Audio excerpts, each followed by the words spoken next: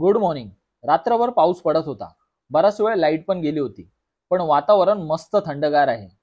निकिताने तिचा daily routine vacuum फिरवून घेतला. नाश्त्यामध्ये आज फोडणीचा भात खाल्ला, चहा प्यायलो. आज आमच्या इन्व्हर्टरची वायरिंग आणि लाइटिंगचं काम करायला अजय चिंदरकर दादा आले आहेत. निकिताने भाजी कापून ठेवली.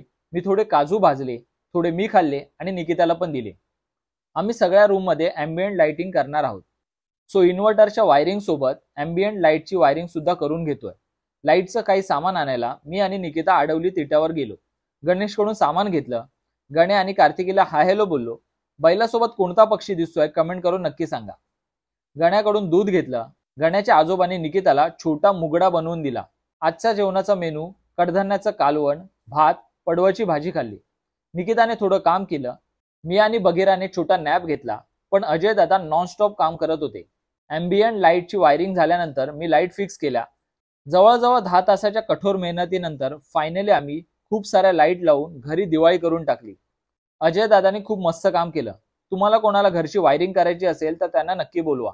आता भेटूया नेक्स्ट व्हिडिओमध्ये. तोपर्यंत टाटा बाय बाय.